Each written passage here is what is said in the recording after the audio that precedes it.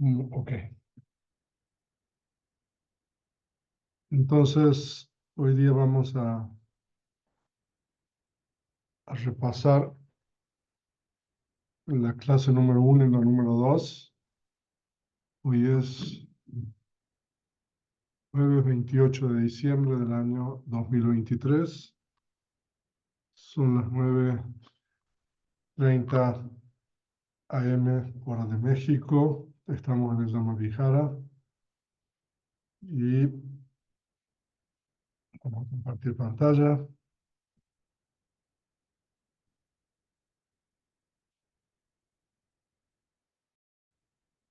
Entonces, este curso taller que estamos impartiendo es sobre la depresión, cómo manejar las emociones que distraen. Y en la clase número 1, nosotros, a ver, estos son los temas que vimos en la clase número 1. Hablamos sobre el descubrimiento del Buda y dijimos de que el descubrimiento del Buda se puede entender desde por lo menos 3 perspectivas: la perspectiva soteriológica, que es la perspectiva de salvación; la perspectiva ontológica, que es los componentes finales de la realidad y las condiciones; y la perspectiva psicológica, que, de acuerdo con esta perspectiva, la primera noble verdad, eh, debido a que todo lo condicionado es impermanente, que está surgiendo y cesando, entonces todo lo que uno es insatisfactorio. Entonces, eso fue un poco el comienzo de la clase número 1. Entonces, todo es dukkha, y el término pali dukkha se puede entender de diferentes formas también. O sea, ese es el problema con las traducciones. Porque dukkha puede significar sufrimiento. Dukkha, en un primer eh, significado, significa literalmente sufrimiento. Sufrimiento significa dolor físico o dolor mental. O sea, eso es dukkha, ¿no? Pero dukkha puede significar también eso que está sujeto al cambio, ¿no? Entonces, eh, entonces, en este segundo significado, todo lo condicionado es dukkha, porque está, como nosotros vimos, está surgiendo y cesando. Y dukkha también puede significar eso que está oprimido por el surgir y el cesar. O sea, de que todo lo condicionado, como está surgiendo y cesando, eh, entonces se dice de que uno está oprimido por eso. Entonces eso también es otro significado del término dukkha. Pero para el propósito de lo que nosotros estamos estudiando, este significado de insatisfactoriedad. O sea, de que en realidad todo eso que es impermanente es insatisfactorio. O sea, la primera característica de lo condicionado es la impermanencia, que significa eh, eso que surge y cesa continuamente, o eso que eh, después de haber surgido desaparece, ¿no? Entonces, esa es la primera característica. Y la primera característica conduce a la segunda característica, que es dukkha. Y la segunda característica, entonces eso que es impermanente es insatisfactorio, ¿no? O sea, de que no hay forma de que nosotros encontremos algo satisfactorio en lo impermanente, ¿no? Y eso que es impermanente e insatisfactorio, eso es anatta, ¿no? Eh, o sea, el Buda explica en ese orden las tres características, ¿no? Ah, se dice de que de esa manera el Buda explica entonces eso que es impermanente y es insatisfactorio, eso no es un yo, eh, eso no es uno mismo. O sea, anatta puede tener diferentes significados. No está sujeto al control, ¿no? Entonces, normalmente se dice que en las canastas de los discursos, no sé si podemos cerrar un poco alguna ventana, por favor, porque por lo menos uno. Ya. Eh, Se dice de que la característica de anatta, la tercera característica, es muy difícil de entender por sí misma. Eh, pero por eso el Buda siempre explica la característica de anatta a través de la impermanencia y la insatisfactoriedad. O sea, entender la característica de anatta por sí misma eh, es muy, muy difícil. Pero uno puede entender la característica de anatta a través de la impermanencia y la insatisfactoriedad. El nirvana es anatta también. También. Y entonces no es, o sea, se refiere a que no hay control, ¿no? O que no es uno, Anatta, anatta puede tener cuatro significados. Por eso es bien también difícil de traducir este término. Anatta en Pali significa, el primer significado es suña o suñata, o sea que normalmente es un término que se utiliza en el budismo tibetano, o sea, en otras ramas del budismo. Suña significa que es vacío, vacío, vacío de un yo, ¿no? Y el segundo significado de anatta es anisara, que significa que carece de una esencia, ¿no? Ah, y el tercer significado de anatta es asamika en Pali, que significa que carece de un controlador. O sea, ¿qué significa eso? Significa de que nosotros no tenemos control sobre el proceso del surgimiento de la mente y la materia. O sea, nosotros podemos decir, bueno, uno tiene cierto control, ¿no? Eh, pero en última instancia, la mente y la materia surge y cesa debido a condiciones, ¿no? Y como vimos ayer en las reflexiones esas, ¿no? O sea, yo estoy seguro que voy a envejecer, que voy a enfermarme, que voy a morir, ¿no? Etcétera. Entonces, a eso se refiere. Ese es el tercer significado. Y el cuarto significado es eh, Atapatipeka, si no me equivoco, que significa que es lo opuesto de un alma,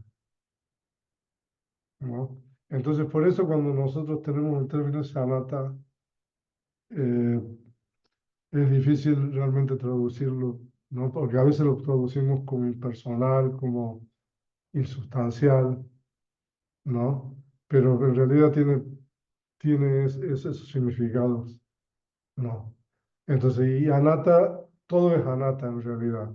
Todo lo condicionado es anatta. O sea, la mente, la conciencia, los factores mentales, la materia y también el elemento incondicionado es anatta. El elemento incondicionado es nicha, es permanente, y es sukha, felicidad, porque carece de condiciones. Entonces, eso es lo que carece de condiciones. eh, entonces, no se dice que, por ejemplo, el nirvana o el elemento incondicionado es increado, porque, o sea, no se puede determinar el momento en que surge y el momento en que cesa, es eterno, ¿no? Ah, entonces, y eso que es eterno o permanente es felicidad. Eh, pero eso es amén. O sea, entonces, por eso, o sea, porque hay gente que ha escrito sobre anatta y todo, ¿no? O sea, a lo mejor es fácil hacer una especie de paralelismo con otras religiones, ¿no? Cuando uno habla del nirvana. Pero cuando uno dice que el nirvana es anatta y además se dice que el nirvana es externo, o sea, de que no está, externo no significa de que está en un lugar.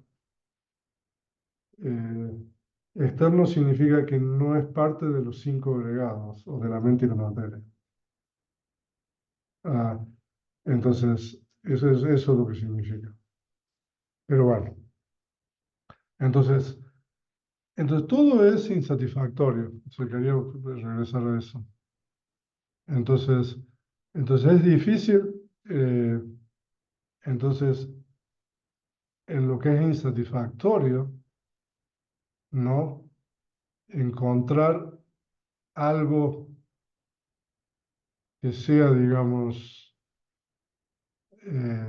un refugio, que sea algo, digamos, que a uno lo proteja. No, por eso cuando nosotros hablamos de la salud y la enfermedad, eh, o sea, es algo muy relativo eso, ¿no? O sea, si nosotros lo vemos de esta perspectiva, ¿no? O sea, sí, o sea, hablamos de la salud y la enfermedad en el sentido de que cuando la mente tiene estados sanos, eh, entonces la mente, como vimos ayer, la mente tiene salud y como vimos ayer en el Yoga Sutra, cuando la mente se contamina con estados insanos, entonces la mente está enferma. O sea, eso es lo que nosotros podemos decir, pero todo eso es impermanente, ¿no? O sea, de que la salud y la enfermedad es impermanente, ¿no? O sea, de que no hay un estado de salud absoluto, eso es importante entenderlo. Ah, o un estado de enfermedad absoluto. Ah, o sea, claro, nosotros cuando decimos esto ya estamos saliéndonos del aspecto psicológico, yo creo, eh, ¿no? Y estamos entrando, ¿no?, en otro terreno, pero es importante, sí, o sea, la salud es la mejor ganancia, ¿no? Dijimos, sí. Venerable, tengo dos preguntas sobre, antes de que pasemos a la enfermedad mental. Pero sobre la enfermedad física, se nos ha dicho que siempre viene por un externo, ¿sí? Que afecta al cuerpo. De ahí me surgieron dos preguntas. Uno, ¿la fe que ha curado o sanado enfermedades físicas es un pensamiento sano? Una. Y la segunda, la enfermedad física ocasionada en su gran porcentaje por pensamientos de culpa o victimización son ocasionados o para autoflagelarse o llamar la atención. Ok. Sí, o sea, que la mente puede eh, curar enfermedades, o sea, la mente de uno, ¿no? Y normalmente eso se explica porque se dice de que la mente produce propiedades materiales. Entonces, cuando uno tiene una buena mente, las propiedades materiales producidas, o sea, hay una serie de propiedades materiales producidas por la conciencia, ¿no? La conciencia tiene puede hacer cuatro cosas: producir materia, sostener las posturas, eh, es responsable de la expresión verbal y la expresión corporal. La expresión verbal es, o sea, lo que es responsable del sonido y el lenguaje. Y la expresión corporal es responsable del movimiento y las acciones corporales. Y la conciencia es responsable de el sonreír. O sea, son cuatro cosas, de acuerdo con la vida. Entonces, la primera, no todas las conciencias producen propiedades materiales. O sea, o sea, en ese orden que yo les dije, o sea, la mayoría, bueno, el mayor número produce propiedades materiales. Pero de las conciencias que mantienen las posturas ya son menos. No, por eso, por ejemplo, cuando uno eh, se duerme meditando, ¿no? Uno pierde el equilibrio, a veces no, a veces no sé. Eso significa que las conciencias, eh, o sea, son muchos momentos de conciencia de continuidad vital. Entonces, cuando uno tiene conciencia de continuidad vital, entonces uno no puede mantener el cuerpo, ¿no? Ah, entonces, y después está la expresión verbal y la expresión corporal y después está el sonreír, ¿no? Entonces, cuando uno tiene, digamos, conciencia, por ejemplo, con alto grado de concentración, ¿no? Eh, o incluso estados de llanas, que son conciencias de fe de la materia sutil y todo eso. Entonces la mente produce propiedades materiales y esas propiedades materiales pueden, como quien dice, eh, contrarrestar una enfermedad. O sea, no significa que sea una absoluta garantía eso, pero eso puede pasar, ¿no? Y por el contrario, si uno tiene conciencias insanas y sobre todo conciencias con raíz en el enojo y la aversión y todo eso puede generar, digamos, enfermedades o sea, o problemas físicos. Porque se dice de por ejemplo, la raíz esta de la aversión y el enojo eh, destruye su propio soporte, se dice. O sea, porque todas las conciencias dependen de propiedades materiales. Destruye, entre comillas, o sea, si lo destruyera uno se muere, ¿no? Pero digo, o sea, afecta negativamente, digamos, la materia. O sea, o sea, eso es un poco el principio. O sea, que si uno tiene buenas conciencias, bueno, y la fe eh, es un estado mental sano, o sea, un factor mental sano. Entonces, a lo mejor funciona diferente que en otras religiones, pero la explicación de la Vidama es esa. O sea, que si uno tiene buenas conciencias, uno puede. O sea, tener buena materia y también, bueno, quizás a lo mejor contrarrestar y a lo mejor curarse de enfermedades. O sea, hay casos de eso, ¿no? Ok. Ah, no sé si... Considerable, pero entonces que ahora con la bioneuroemoción, la biodescodificación, es que se va logrando como esta comprensión de la meditación y el budismo desde la ciencia. Desde allí nosotros podríamos comprender también A ver, la interocepción, cuénteme un poco cómo es esto de la... Biodecodificación. A ver, ¿cómo es eso? la bioneuroemoción. A ver, y la biodescodificación. Pues es el trabajo científico de nuestra comprensión interior. Justo ahora, como decía la compañera, de que es acaso que la fe nos sana, ¿no?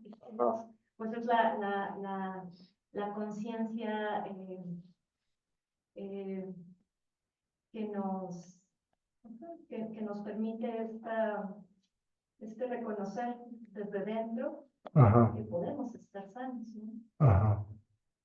Ah, o sea que sí, o sea que ahora en este foro que estuve, hubo un monje que presentó, digamos, un trabajo sobre un poco eh, ¿cómo se dice? Las ondas que emite, digamos, el cerebro de acuerdo, digamos, a los distintos estados. Entonces hay han detectado cuatro diferentes, no sé, gamma, o sea, por ahí está la presentación esa, ¿no? Entonces pueden, digamos, determinar, por ejemplo, si uno está practicando, digamos, un estado profundo de meditación, entonces las, digamos, ondas son de cierto tipo. Si uno está, digamos, en otro estado, son de otro tipo diferente. O sea, que entonces se puede, digamos, a lo mejor a través eh, de mediciones y todo lo demás, pero lo que pasa es de que lo que la ciencia está haciendo ahí está analizando la materia, volviendo al tema, que produce la mente, ¿no? A lo mejor hay un error ahí de creer que eso es la mente, pero en realidad eso no es la mente. Lo que están midiendo es las propiedades materiales, o sea, que se pueden medir con aparatos y todo lo demás, que produce la mente, porque la mente en realidad es inmaterial. Entonces, a lo mejor ahí hay una especie de, o sea, que la ciencia claro, como la mente es inmaterial, no se puede ver, no se puede medir. Entonces, pero se puede indirectamente a través de todos estos aparatos y todo eso, ¿no? Ver, ¿no? Cuáles son, digamos, las ondas que produce cuando uno, por ejemplo, está, digamos, en meditación profunda o practicando cierto tipo de meditación de tranquilidad. Eso lo han hecho. O sea, en este trabajo que le estoy comentando, este monje que presentó eso, ¿no? Pero en realidad eso lo que está midiendo es la materia. Entonces, eh, claro, pero como la mente produce materia, entonces, entonces uno puede inferir eh, en la mente que hay ahí, pero si uno tiene un paradigma como normalmente el paradigma científico no acepta, digamos, que la mente es una realidad diferente que la materia, entonces ya hay un problema. Porque si uno identifica eso con la mente, en realidad la mente es materia. O sea, hay un problema, de acuerdo con la enseñanza del Buda. Entonces, por eso, o sea, es importante, bueno, sí, la ciencia eh, cada vez está a lo mejor corroborando o mostrando muchas de las cosas que el Buda descubrió, pero ¿hasta qué punto se puede llegar a, yo no sé, o sea, a, entonces, pues no sé por dónde íbamos. Bueno, la pregunta, sí, o sea, que la mente entonces produce propiedades materiales. Entonces, de acuerdo con la mente, entonces uno puede, digamos, afectar positivamente la materia o eh, negativamente. Y, y por ejemplo, eh, la cuestión de las expresiones, por ejemplo, las emociones, ¿no? Y eso es un tema que también lo he tocado muchas veces, de que, o sea, uno puede detectar las emociones mirando, digamos, a una persona y ahora también con toda la tecnología que hay y todo eso, ¿no? Ah, y, pero en realidad lo que uno está viendo son las propiedades materiales, o lo que está midiendo. Pero esas propiedades materiales eh, son producidas por la conciencia, ¿no? Así que, ah, ok. No sé si hay alguna otra pregunta en línea. A ver.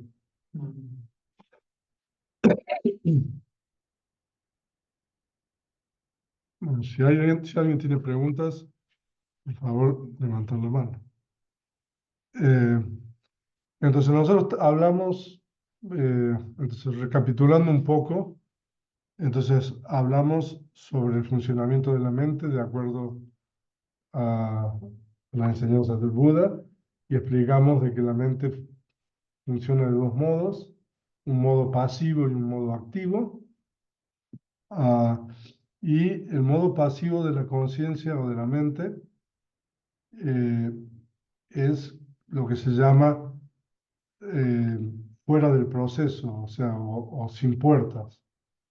Eso significa eh, que son, digamos, las conciencias que uno experimenta normalmente cuando uno está durmiendo. Ah, entonces esas conciencias son conciencias resultantes, ¿no? O sea, de que durante todo el periodo que uno duerme y sin soñar, entonces hay un flujo de continuidad vital que se llama, que es una misma conciencia para un individuo en particular que surge y cesa, y esa es una conciencia resultante que puede variar de un individuo a otro, y el objeto varía de un individuo a otro, pero lo que tiene en común es de que es una conciencia resultante. Una de las conciencias resultantes son conciencias que surgen naturalmente, espontáneamente. En los textos se dice de que es como la imagen que refleja el espejo. No, las conciencias resultantes son algo así.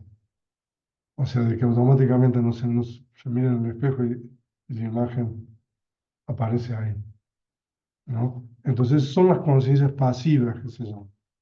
Entonces, durante todo ese periodo que uno duerme, entonces hay esas conciencias resultantes pasivas, y desde el punto de vista de la salud o la enfermedad, eso no, o sea, no hay un problema, una situación ética. Entonces, pero es el momento, digamos, de las conciencias activas, que es lo que se llama las conciencias del proceso. Entonces ya hay dos tipos de procesos, dijimos: proceso de las 5 puertas o proceso de la puerta de la mente, ¿no? Entonces estas conciencias se llaman del proceso.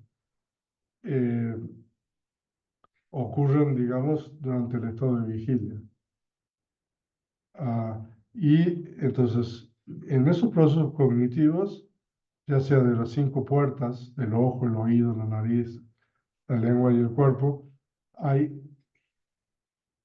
7 momentos de yavanas. O sea, nosotros explicamos de que la conciencia ocurre de acuerdo a un orden determinado. O sea, eso está ya todo determinado. O sea, una conciencia tiene que seguir a otra por las leyes de condicionalidad. Entonces, por eso normalmente siempre hay 7 momentos de yavanas, salvo en el caso de que uno está por morir o en situaciones extremas puede haber solamente 5 momentos de yavana.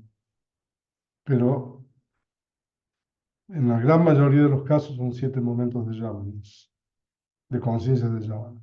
Y esas conciencias de yavana pueden ser sanas o insanas, digamos. Digamos.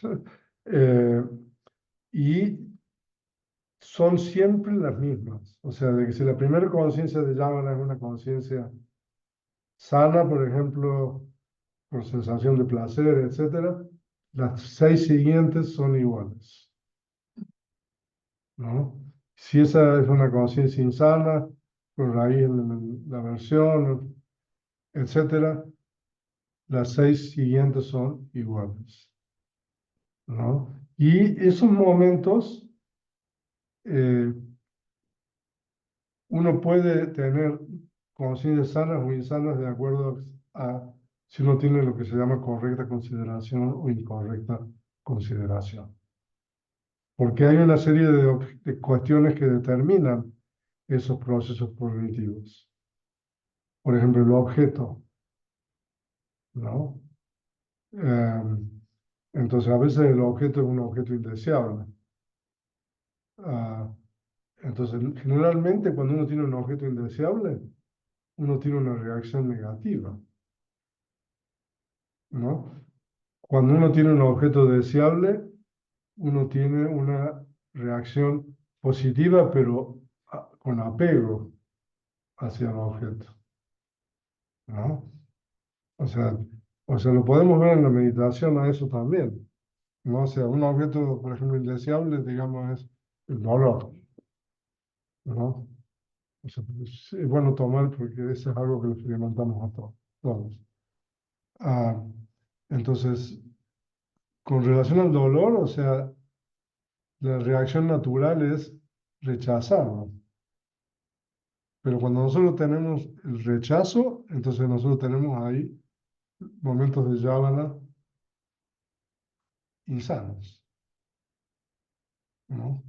En cambio, si nosotros observamos el dolor con atención, los momentos de yávana son sanos. O sea, de que nosotros podemos tomar ese ejemplo para todos los demás, ¿no? Entonces, nosotros explicamos de que, bueno, son en esos momentos en los que surgen, digamos, los estados insanos de la mente. Y los estados insanos de la mente, explicamos, eh, se definen de 4 formas, no sé si se recuerdan, ¿no? Se definen, ¿no? Como mentalmente malsanos, o sea, de que cuando uno tiene un estado insano, la mente, o sea, no está bien. Ah, y después, moralmente censurable por aquellos que han purificado la mente.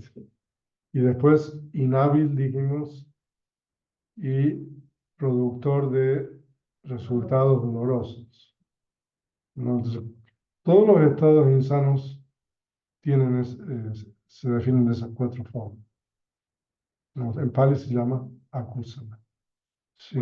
Cuando se sueña lesión, allí hay un estado mental insano, durmiendo. Sí, o sea que cuando uno sueña también, eso es un proceso cognitivo de la puerta de la mente.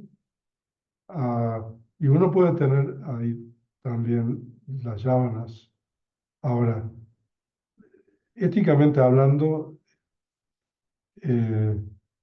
eso, o sea, no es muy problemático, porque éticamente hablando, los procesos cognitivos, el estado de vigilia, son más problemáticos, no que cuando uno sueña, ¿no? Pero sí, uno puede tener ahí, cuando hay un proceso cognitivo, hay generalmente, puede haber procesos cognitivos que no se llega. Ustedes pueden ver en el compendio de la vida a los momentos de yávana. Dependiendo el objeto. O sea, hay procesos cognitivos que terminan, digamos, antes de los momentos de yávana. Pero, o sea, pero cuando hay momentos de yávana, sí, tiene que haber conciencias sanas o insanas, ¿no? Sí.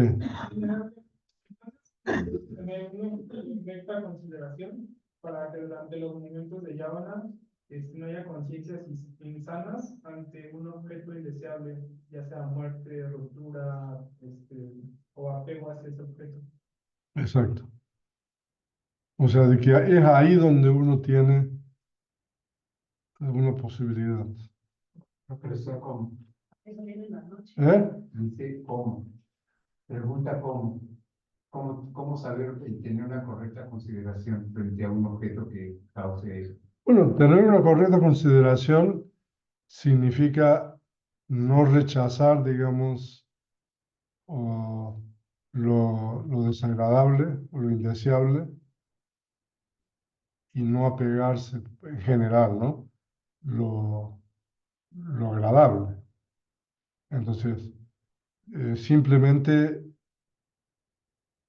eh, observar el objeto correctamente, tal cual es. Porque se dice de que cuando uno tiene aversión hacia lo desagradable, uno le está agregando algo al objeto. El objeto es desagradable, punto. Pero si uno tiene aversión, uno le está agregando algo, ¿no? Si el objeto es agradable y uno se apega, uno también le está agregando algo. O sea, uno puede observar el objeto tal cual es sin tener aversión hacia el objeto indeseable y sin tener apego, digamos, hacia el objeto deseable, ¿no? O sea, sí, es mucho más complejo también, ¿no? Porque hay otros estados insanos, ¿no? Como por ejemplo las concepciones erróneas, ¿no? Y también los objetos pueden ser conceptos, ¿no? O sea, esto es una gran simplificación, ¿no? Porque, por ejemplo, las concepciones erróneas es cuando nosotros tomamos el objeto de una manera diferente a lo que es, ¿no? Entonces, bueno, hay muchas formas diferentes de concepciones erróneas. Por ejemplo, una concepción errónea puede ser cuando uno toma algo que es impermanente como permanente, ¿no? O sea, eso es algo que todos tenemos normalmente, o sea, porque normalmente uno se identifica con las emociones, con los estados mentales, con un yo, con un mío, no en el momento que surge, por ejemplo, el enojo o la aversión, normalmente uno se identifica con eso. O sea, no obstante, eso es impermanente porque surge es esa, pero uno se identifica con eso. Entonces, entonces ahí hay lo que se llama ditthi en Pali, es una concepción errónea. Ese tipo de ditthi o concepción errónea no es tan problemático. Eh, eh, de lo menos problemático. Las concepciones erróneas problemáticas son las concepciones erróneas de las creencias, ¿no? Y de cierto tipo de creencias que la gente tiene. Entonces se dice de que hay cierto tipo de creencias que son muy perniciosas o nocivas, y que son la creencia de la causalidad, la creencia la creencia de la causalidad significa de que las acciones que uno realiza no tienen consecuencias. O sea, eso es una de las concepciones erróneas más permisivas. Y la segunda es que lo que a uno le pasa no tiene un origen o una causa.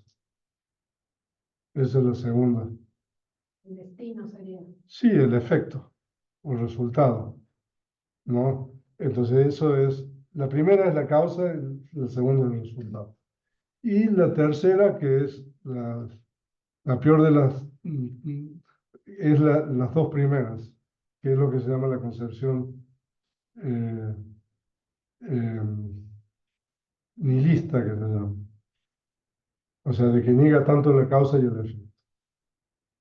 Entonces, entonces eso, por ejemplo, son concepciones erróneas que están basadas en creencias, ¿no?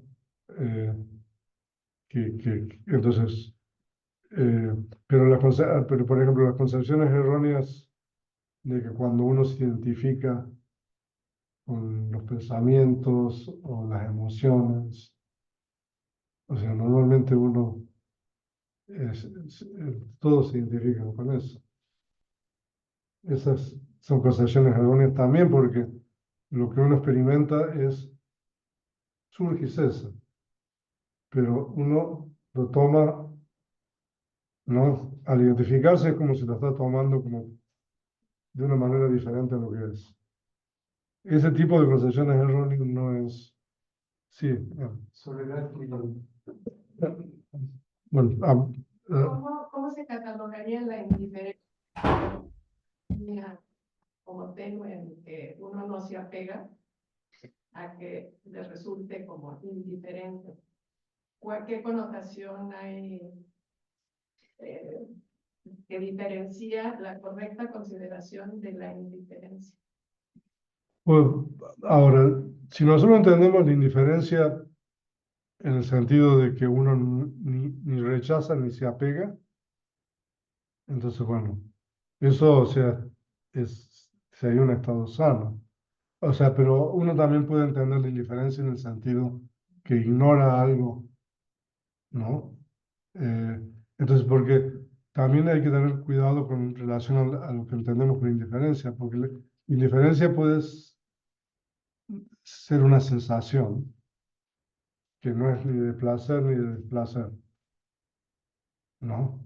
Y como sensación, la sensación no tiene una connotación ética propia, o sea, de que eh, la sensación se dice de que es éticamente variable, en el sentido de que el valor ético de la sensación lo determinan otros factores. O sea, si la sensación está asociada con el apego, la sensación es insana. Si la sensación está asociada con, no sé, con la generosidad, es sana, ¿no? Entonces, por eso hay que ver bien qué es lo que entendemos por indiferencia, ¿no? Entonces, la sensación normalmente puede ser de tres tipos: sensación de placer, de desplacer, y que eso que no es ni de placer ni de desplacer. Nosotros en español lo traducimos como indiferencia a eso. ¿Eh? Neutral es mejor, a lo mejor. UPK, eh, eh, sí, por eso es difícil a veces como traducimos, entendemos los términos. Indiferencia también puede significar no ponerle atención a algo. como indolente, podría relacionar lo que quería decir. Tener cuidado. Diferencia junto con indolente. Pero Ya, indolente, no me importa, ¿no? sí, o sea, porque también la indiferencia puede ser algo positivo. Cuando hablemos esta, esta noche sobre las técnicas, o sea, una de las técnicas para trabajar con los pensamientos insanos es precisamente ignorar el objeto. O sea, de que en ese caso no. Porque claro, a veces uno no puede lidiar con algo, entonces es mejor ignorarlo. Entonces uno no tiene estado insano.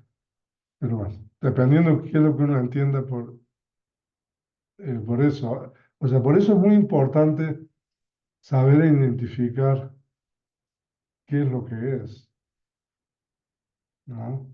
A ver, pero a ver, Soledad está primero.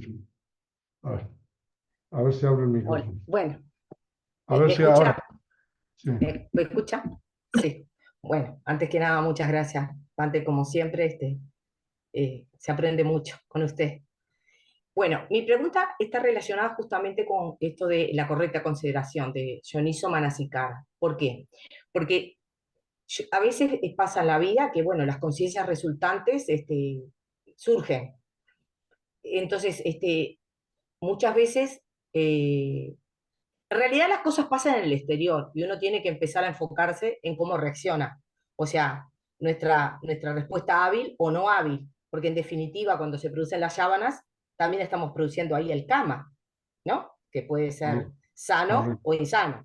O sea correcto. que ¿no? O sea que más, también, aparte de nuestra mente que puede tener impurezas, también estamos generando un karma futuro.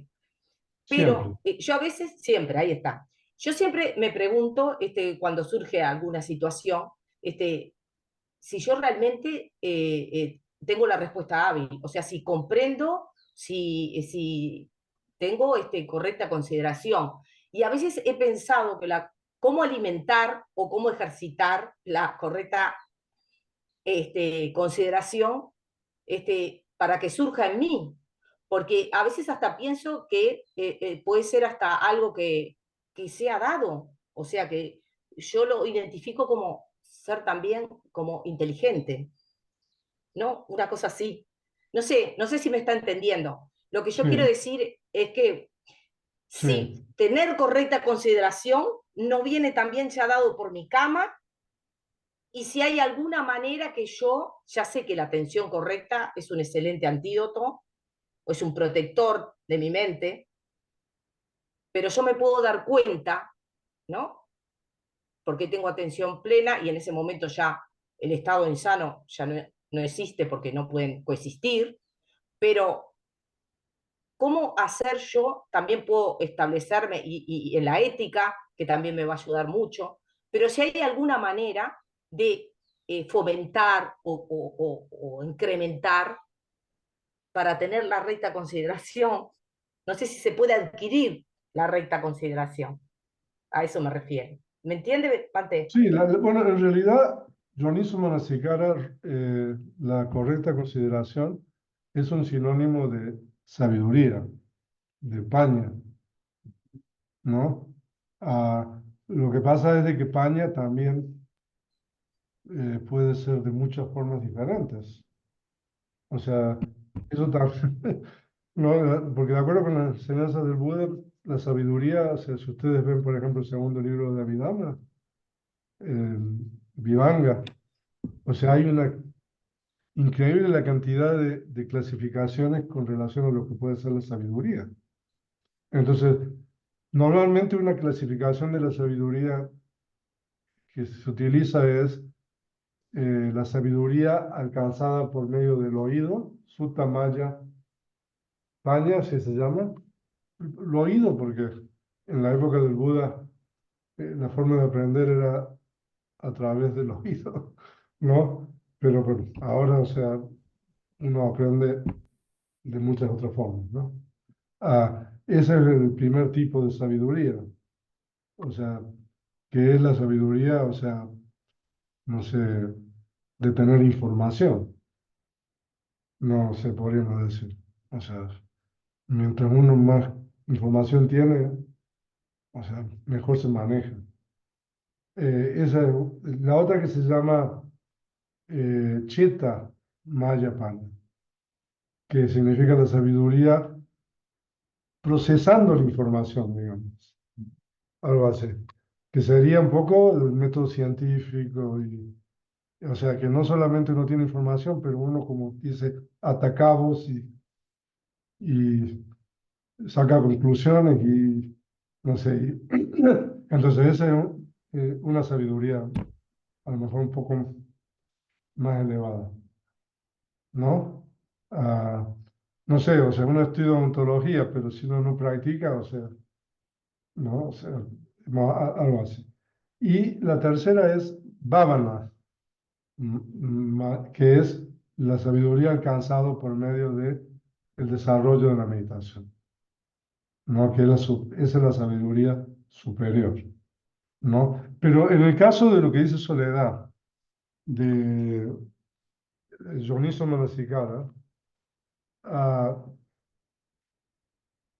esa sabiduría es una sabiduría que uno tiene que tener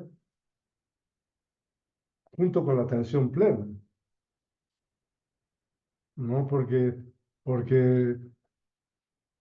los procesos cognitivos están ocurriendo continuamente y uno está recibiendo objetos continuamente. Entonces uno tiene que eh, tener conciencias sanas durante, digamos, el estado de vigilia, ¿no? Ahora, es muy buena pregunta también lo que ella dijo, ¿cómo uno sabe? ¿No?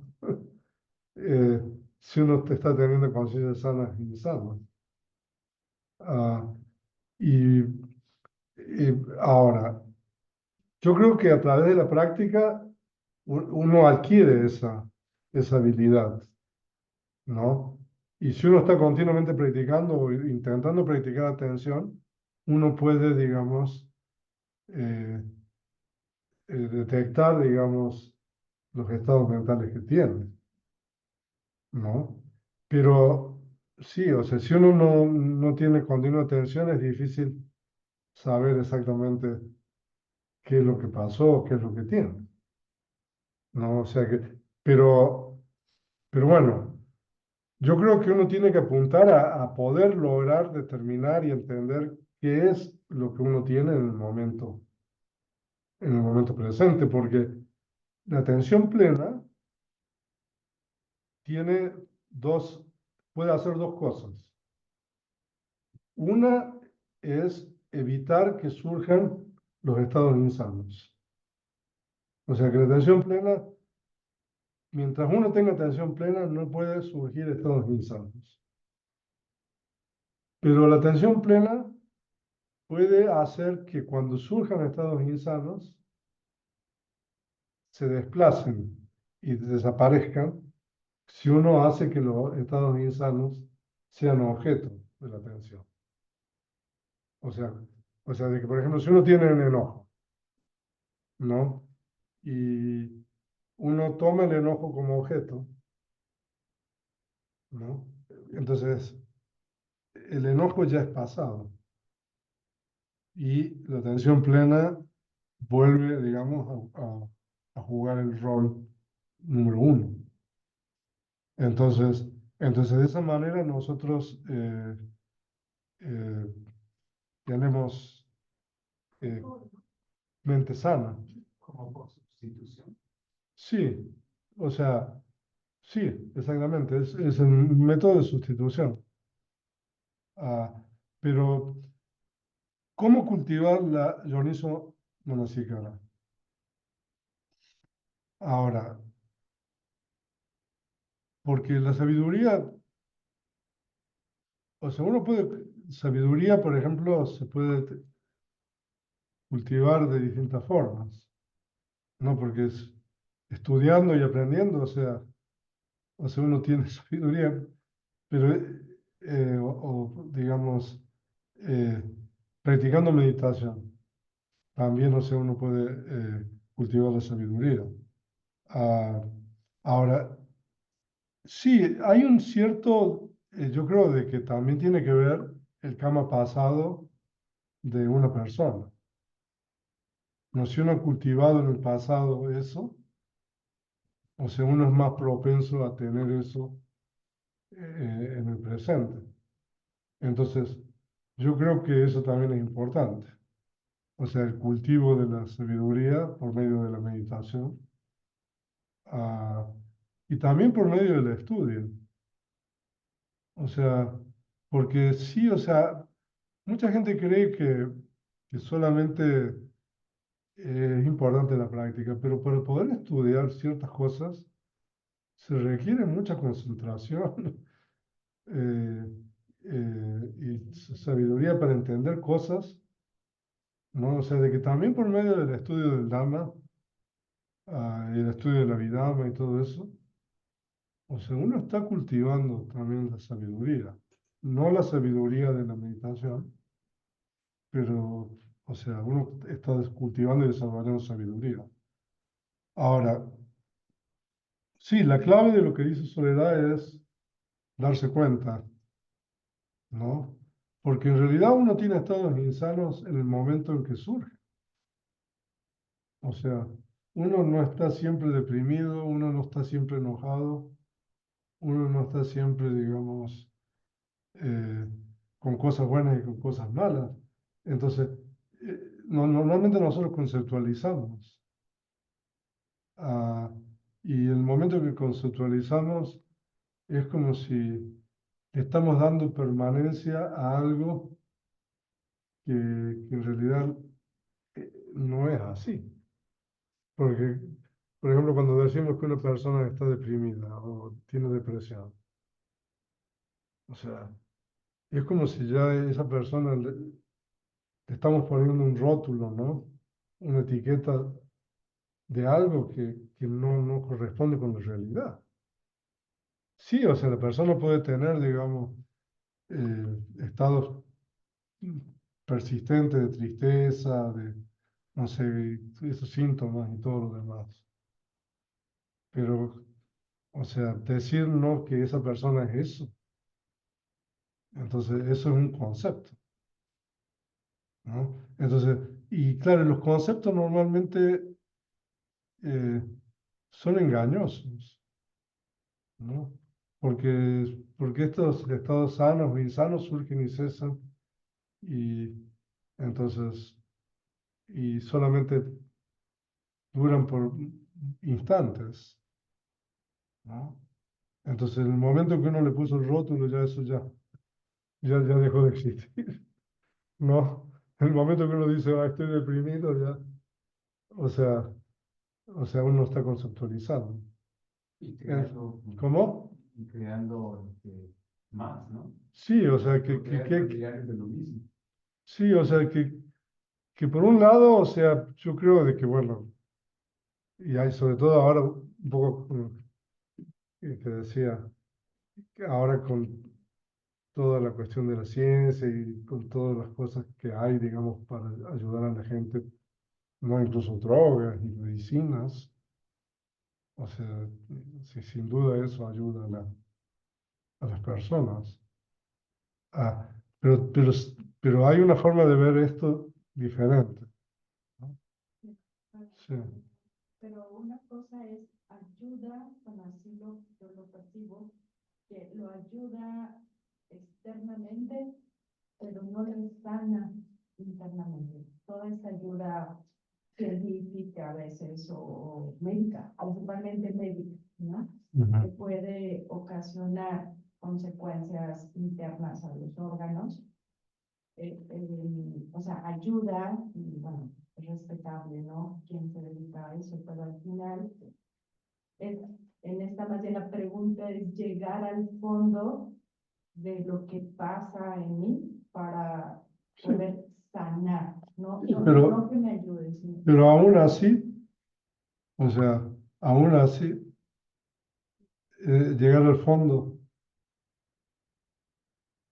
uno va a descubrir que todo es impermanente, insatisfactorio e impersonal.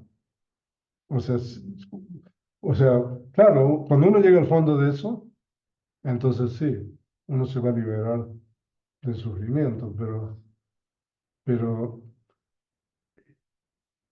lo que quiero decir que en estos 5 agregados, en esta existencia, todo es así. Entonces yo creo que por eso es importante el entendimiento correcto de la realidad, para saber qué es posible y qué no es posible con relación a la salud y la enfermedad. No, porque tener expectativas eh, falsas, o sea, no, o sea, no, tampoco creo que ayude con relación a esto. No sé quién levantó la mano. Sí. Serían más bien entonces como técnicas preventivas, ¿no? Para determinados momentos. Sí, o sea, de que, por ejemplo, la práctica de la atención plena, uno podría decir que es preventivo en un cierto sentido. O sea, nosotros vamos hoy día a ver un poco de las estrategias y las cosas, los métodos que hay para trabajar con los estados insanos de la mente. Y hay métodos eh, con respecto a cuando esos estados surgen, ¿no? Entonces hay un sutta que vamos a estudiar hoy día que se llama el Vitaka Santana Sutta, que el Buda explica 5 métodos, pero esos métodos son cuando uno ya tiene esos estados. ¿no? Entonces, ¿qué hace cuando uno tiene estados, digamos, basados en el enojo, en el odio y todo eso? ¿No? Entonces, ¿cómo trabajar con eso? Entonces, son métodos, digamos, como quien dice, para hacer frente a eso. Pero el método de la atención plena es un método, como dice, preventivo en el sentido de que sí, si uno tiene atención plena, continúa. Entonces esos estados no van a surgir o van a surgir menos. ¿Quién dijo? ¿Quién levantó la mano? Sí. Nos iba a platicar ayer si el surgimiento de la escritura puede ser considerado evolución o no. Pero ya me comentó. La pregunta. ¿Y alguien tiene algún comentario con eso? No sé si las personas que están en línea. Sí, porque yo había hablado sobre No la se, cuestión del... no se escuchó, ¿verdad? Bante, no se escuchó lo que dijo. Bien. Entonces, dígalo. Ayer el general nos comentó que nos iba a platicar si el surgimiento de la escritura puede ser considerado evolución o no. Porque, digamos, en la época del Buda, el Buda enseñó oralmente, ¿no? Por eso nosotros hablamos de Buda Vachana, que es la palabra del Buda. El Buda por 45 años transmitió su descubrimiento, ¿no? En palabras. Y después de que Buda murió, se registró oralmente eso y se preservó por aproximadamente 5 siglos, ¿no? Y 100 años antes de esta era se escribió eso por primera vez en hojas de palma, bueno, y después se preservó, ¿no? Entonces, lo que yo les comenté es también de que cuando un niño aprende, uno aprende primero la parte oral, ¿no? Escuchando, digamos, a los padres, a los maestros, a los familiares, entonces uno aprende a hablar y a entender, ¿no? Eh, pero para poder leer y escribir, o sea, uno después tiene que ir a la escuela o tiene que enseñarle a alguien, ¿no? De hecho, hay gente que no sabe ni leer ni escribir, ¿no? No es una evolución la escritura porque representa una impresión gráfica, pero que está basada en una interpretación. Ok. Entonces, si yo interpreto, puedo desviarme totalmente. Y aparte de eso, los estudios contemporáneos de la filosofía causan la hermeneusis, en donde la hermenéutica, en donde estoy leyendo yo entre líneas, entonces descubro más cosas de lo que dice el texto, pero si no estoy preparado, ese descubrimiento me va a desviar a mí hacia otro tipo de cuestiones, y entonces voy a generar una serie de teorías, una serie de cuestiones falsas, muy alejadas a lo que el sujeto primario escribió, ¿sí? O hizo de manera gráfica. Un ejemplo muy sencillo, no se pueden todavía interpretar los códices, tanto mayas como aztecas, como los egipcios. ¿Sí? Y llega un sujeto y dice, ah, esto quiere decir esto. Después, años después, llega otro sujeto y dice, no, realmente esto quiere decir esto. Y ahí van sumándole las interpretaciones, por eso no se considera como una evolución, sino como una serie de conceptos gráficos nada más. O sea, entonces usted dice que la escritura no significa una evolución con relación a la cuestión oral. Sí, claro, cuando se cambia el concepto mental, cultural que tiene históricamente un pueblo, ya es muy difícil interpretar esa escritura para los que vienen en un futuro, como sucede con los mayas. Hay un muchachito de 14 años, norteamericano, que su papá es antropólogo, no recuerdo ahorita el nombre, se vino aquí a Yucatán y estudiar todo lo de los mayas. Y tenían algo así, y cuando estaba estudiando en su casa, se acerca el muchachito y le dice, oye, ¿no has visto que están entrelapados los glifos? Y se fue de espaldas el papá, no lo había visto. Entonces, ese niño de 14 años, con inteligencia, más que inteligencia, con sabiduría, pudo ver algo más que el propio papá, siendo antropólogo y todo eso, no lo había visto. Entonces, son cuestiones de descubrimiento en la inteligencia, de la sabiduría de las personas. Pero cuando se pierde ese contexto cultural referente que nos da a nosotros para poder leer algo escrito, ¿sí? Ya no tenemos la capacidad de poder interpretar. Y ahí entra precisamente la hermenéutica, ¿no?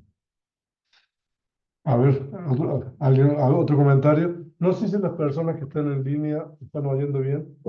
Pues tenemos una cuestión aquí, sonido a lo mejor. Pero si se acercan aquí, a lo mejor van a poder escuchar las personas que están. A ver, yo repito. Pero esas deficiencias creo que se atribuyen más bien al lenguaje, independientemente de si se distribuye de manera oral o escrita. O sea, igual yo puedo malinterpretar al escuchar a alguien. Igual lo puedo malinterpretar. Creo que más bien eso es un tema de, por ejemplo, en el Zen, que tiene este concepto del Satori, ¿no? Entonces, para aprender a nadar hay que mojarse. Uno no puede aprender a nadar leyendo un libro o escuchando a alguien platicar del asunto. Como que, pero creo que eso es una limitante del lenguaje per se. Creo que también por eso el Buda hacía la distinción de que solamente uno puede llegar hasta cierto punto leyendo o escuchando, pero para más allá, Ajá. no. Ajá. Ajá. Ok. ¿Hay alguien más que quiere comentar algo con esto? Ahora, porque lo que nosotros mencionamos es de que si uno, la historia se dice que comienza, ¿no? Cuando comienzan los registros con la escritura, ¿no? Ah, antes, o sea, de la escritura es difícil, ¿no? Hacer una cronología, digamos, de las cosas, porque la tradición oral, o sea, es diferente, ¿no? Pero claro, cuando ya está escrito, entonces nosotros podemos ya podemos saber sobre el pasado. Pero claro, la pregunta es, ¿eso representa una evolución o no? Sí.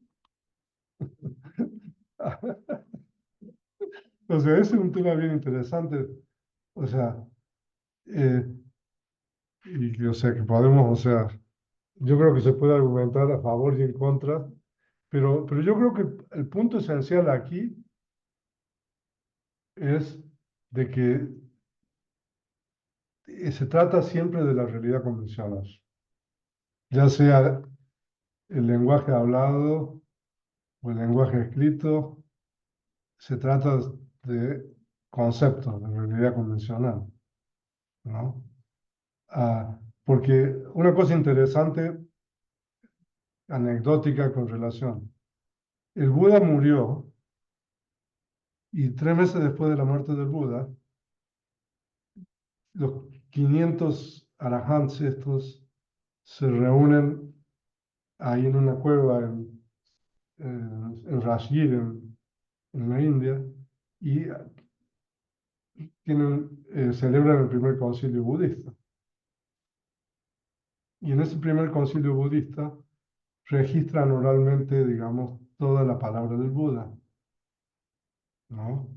Eh, eh, entonces, hay dos monjes ahí que son importantes, que es Upali, que es el monje que es responsable de lo que se llama el Vinaya, que es todas las reglas de disciplina, y Ananda, que es el monje que se memorizó todo lo demás.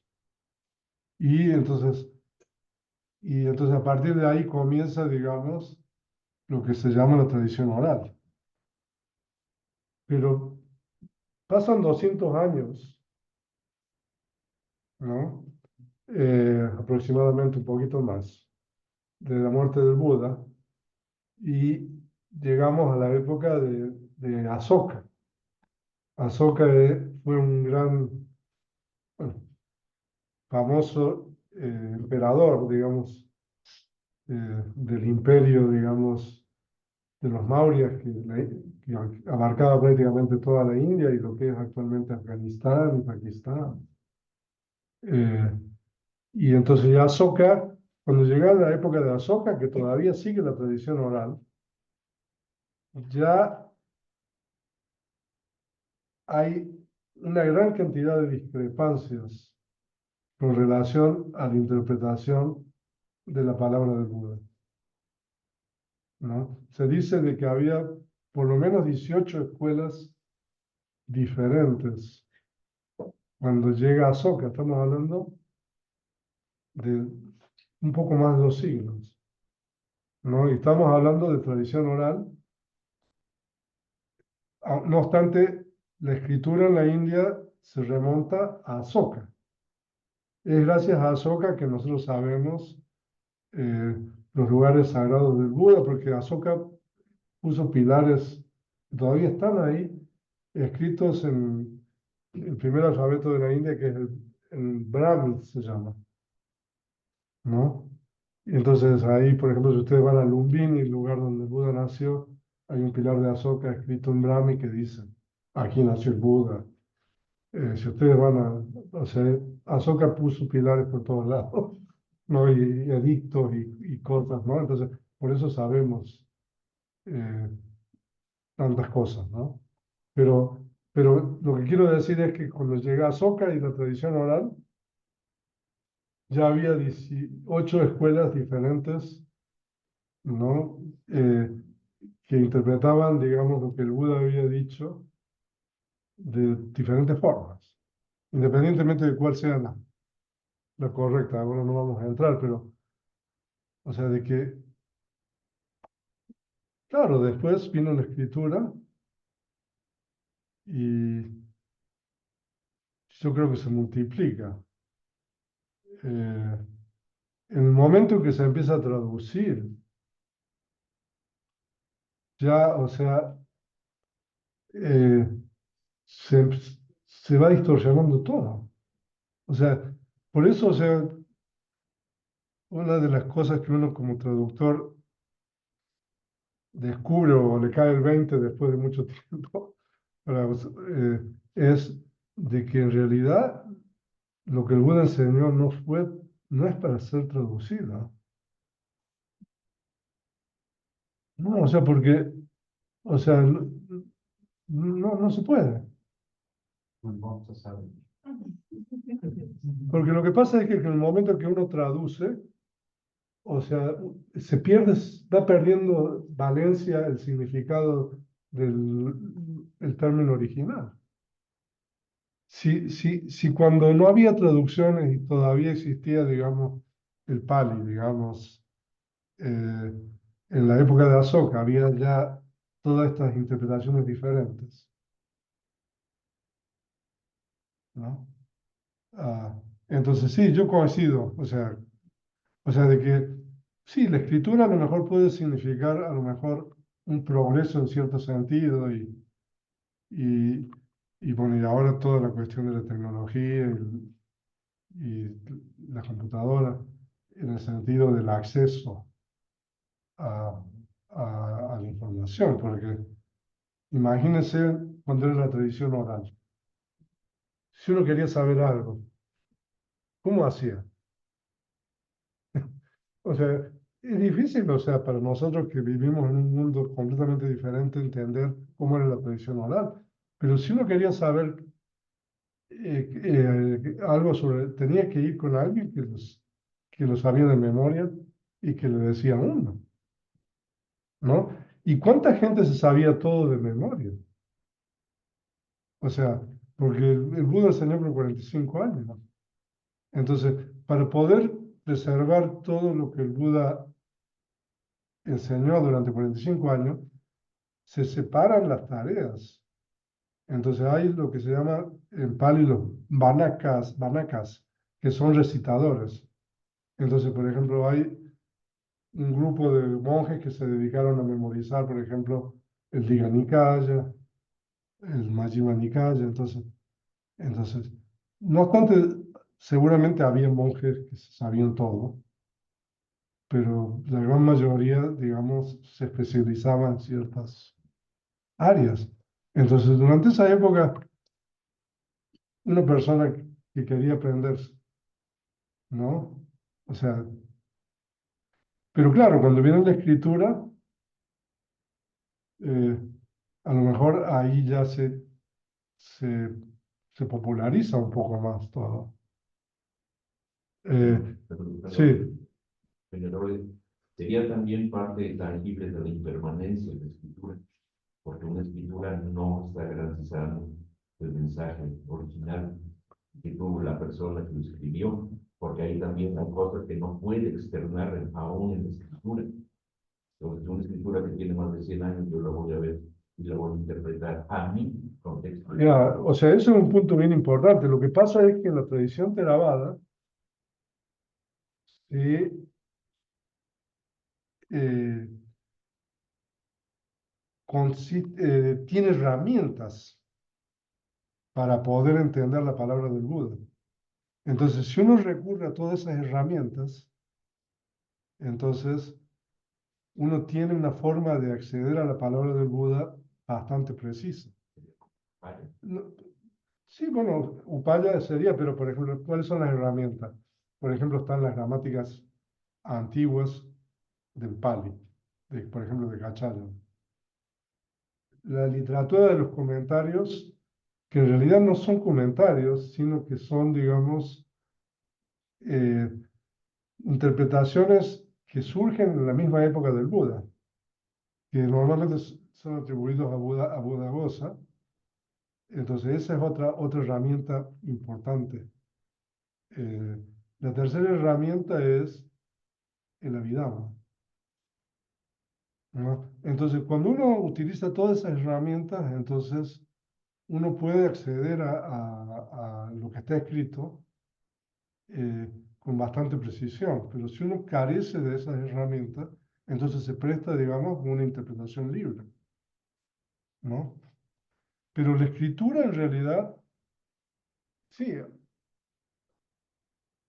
hace que se vuelva más popular todo, ¿no?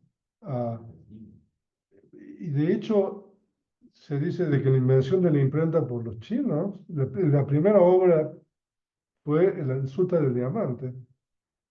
Eh, eh, o sea que la imprenta fue inventada en China mucho antes que Gutenberg, ¿no? Y el primer texto impreso fue el Sutra del Diamante, ¿no? Entonces es como se empieza a popularizar, digamos, o sea, eh, pero también la popularización implica distorsión, ¿no?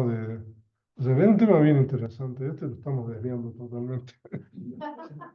No sé si alguna otra pregunta. Sí.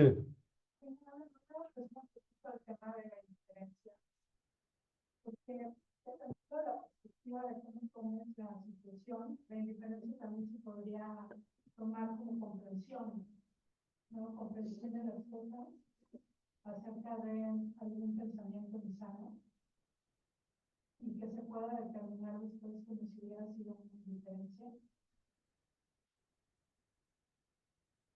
A ver, explíqueme un poquito más. Por ejemplo, hay muchas veces que cuando te das cuenta de los pensamientos insanos y haces una meditación donde puedes ver cuál es el sentido del sufrimiento, muchas veces ese punto donde llegas es solamente la comprensión y la aceptación, que muchas veces puede ser tomada como indiferencia, pero realmente es como esa línea delgada que mencionaba, que depende de cada persona y desde la perspectiva que toman las cosas. Entonces la indiferencia puede llegar a tornarse a veces como simplemente una aceptación de las cosas.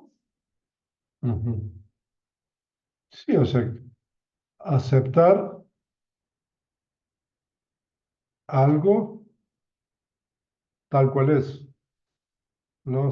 Entonces, ¿eso se denomina indiferencia? O sea, bueno, sí, sí, también es una cuestión de conceptos, ¿no? Eh, cómo definimos las cosas. Pero bueno, si nosotros aceptamos algo tal cual es, sin agregar ni quitar nada, entonces, bueno, Entonces eso es algo, eso es una mente sana, ¿no? Y por eso lo que decía, de que las palabras del Buda no es para ser traducidas. Porque, o sea, cuando nosotros empezamos a ponerle términos a las cosas o de palabras, los términos en Pali, o sea, y cuando uno traduce, uno tiene que decidir cómo traduce dukkha, por ejemplo, ¿no? Y cuando en realidad dukkha puede significar muchas cosas diferentes, ¿no? Entonces, y ahí se crea un gran problema, ¿no? Ah, por eso, algún otro. Entonces, bueno, pero haciendo un poco, recapitulando todo lo que estudiamos, ¿no? Entonces nosotros, para continuar esta noche, entonces nosotros explicamos de que, de acuerdo con las enseñanzas del Buda, el Buda dice de que la enfermedad es cuando hay estados insanos en la mente, y la salud es cuando hay estados sanos en la mente. O sea, de que el Buda habla de salud y enfermedad desde la perspectiva de la realidad última, no de los conceptos. Entonces, eso es una diferencia importante con, digamos, la psicología y la ciencia, la medicina moderna, ¿no? Que utiliza conceptos, ¿no? También en el budismo nosotros usamos conceptos, pero el Buda es muy claro, o sea, hay dos tipos de enfermedad, enfermedad física y enfermedad mental. Entonces, y el Buda dice de que cuando uno tiene impurezas mentales, la presencia de las impurezas mentales, la mente está enferma.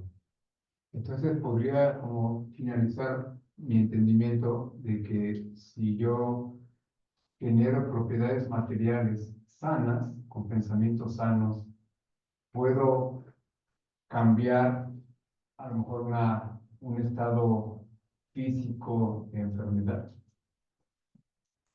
Y yo estoy produciendo pensamientos sanos, Sí, o sea, sí, es posible, es es posible. posible. Por eso es que cuando dicen la actitud, cuando dices que ten buena actitud, o sea, ante las cosas ten buena actitud, quizás estarían diciendo, o sea, en el sentido de la vida, crea propiedades materiales sanas, estados mentales sanos para que... Sí, porque la mente produce propiedades materiales. Ahora, entonces por eso se dice de que uno tiene que tener recta visión, recto entendimiento, que es el primer componente del noble autoplacer, ¿no? Entonces, es el recto entendimiento, samadhi se llama en Pali. Literalmente, samadhi significa creencia correcta, ¿no? Tener una creencia correcta. Y tener una creencia correcta significa que uno es propietario de sus propias acciones. Es lo que hablamos ayer. Eso es lo que se llama tener una creencia correcta.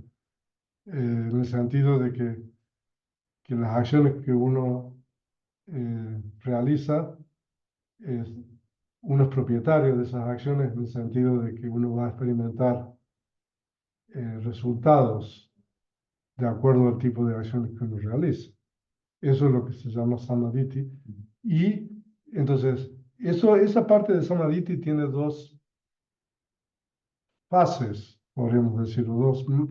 La parte activa, que es la fase que es más fácil de entender y aceptar, que es, no sé, que uno realiza acciones buenas, ¿no? Y uno comprende de que esas acciones van a producir buenos resultados. Y si uno hace acciones malas, uno comprende que uno va a tener malos resultados. Pero el recto de entendimiento, samadhi, o la recta creencia, tiene una fase pasiva que es bien difícil de aceptar y comprender, que es cuando a uno le pasa algo, ¿no? O sea, los resultados de las acciones. Entonces, los resultados de las acciones, eh, uno tiene que aceptar que eso es resultado de las acciones pasadas de uno. ¿no? Entonces, y esa parte, o sea, es bien difícil, ¿no? Cuando uno tiene problemas y tiene situaciones, ¿no? Y muchas veces esos problemas se los causan otros, ¿no? Eh, no, porque, pero no obstante, los problemas que uno tiene se los causan otros, el que está experimentando eso es uno mismo.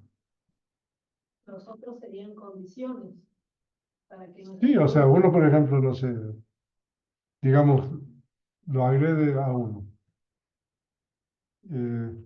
Y entonces uno experimenta, digamos, eso. Uno dice, ah, bueno, el otro me causó esto, ¿no? Pero el que está experimentando eso es uno mismo. O sea, yo muchas veces cuento la historia de cuando abrimos un monasterio, aquí había un niño, era un adolescente, era el hijo del presidente de la Asociación Jesús.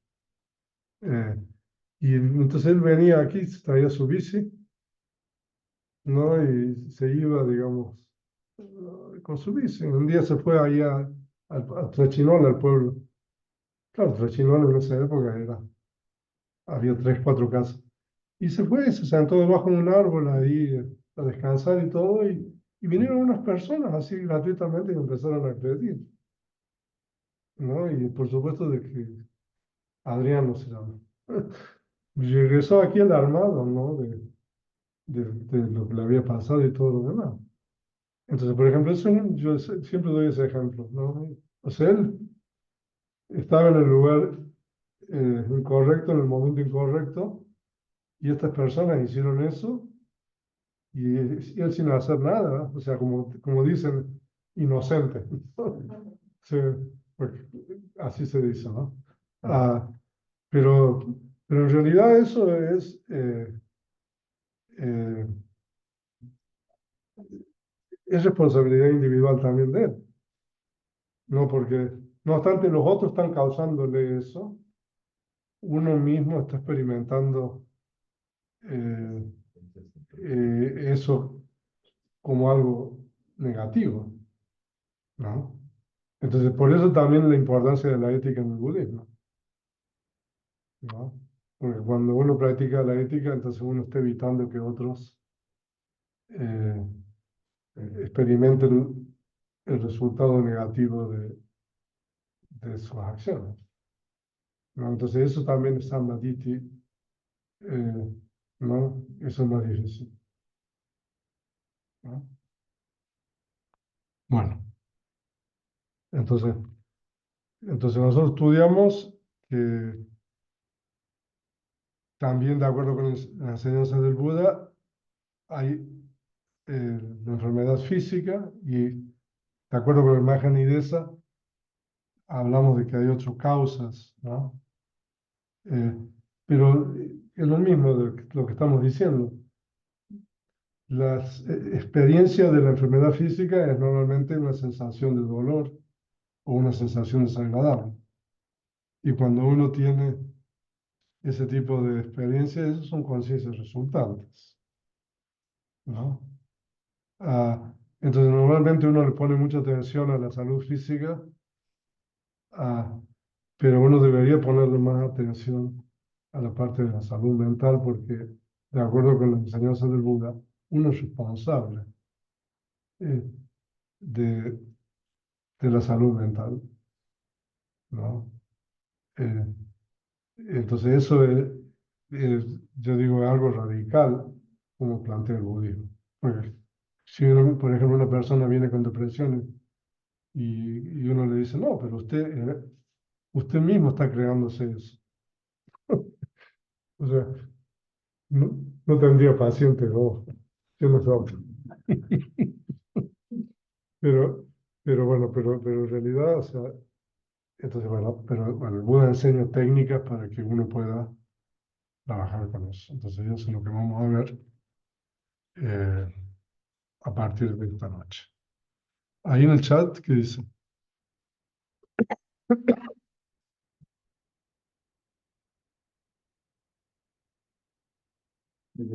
¿Cuál sería la traducción de Java, Catalina?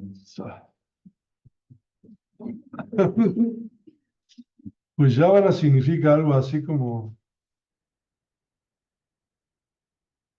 correr ligero y rápido, una cosa detrás de otra. A veces se traduce como impulsión, Yávana, en inglés también. Pero en las traducciones nosotros nos dejamos sin traducir Yávana. O sea, Yávana se refiere a esos momentos en el proceso cognitivo que son siempre iguales y que normalmente son 7 momentos. Y Yávana es una condición del Patana, del séptimo libro de Vidama, que se llama Asevana. Asevana Pachaya, que es la condición de repetición, ¿no? O sea, cuando hay conciencias sanas o insanas que siguen una después de otra y son iguales, entonces se da esa condición que se llama de repetición, porque son las mismas conciencias que ocurren. Entonces, la primera yávana es una condición de repetición de la segunda, pero el momento anterior a la primera yávana no es condición de repetición porque es una conciencia de diferente género. Pero la primera yávana es una condición de la segunda, y la segunda es una condición de la tercera, y la tercera es una condición de la cuarta de la quinta de la sexta, pero la séptima no es una condición de lo que sigue porque son conciencias diferentes. Entonces, pero es difícil traducir eso también. Ok. Vamos a ver. Y también nos piden que cuando hablemos lo hagamos fuerte para que todos los que están en línea nos escuchen bien. Sí, o sea, tenemos que arreglar los micrófonos.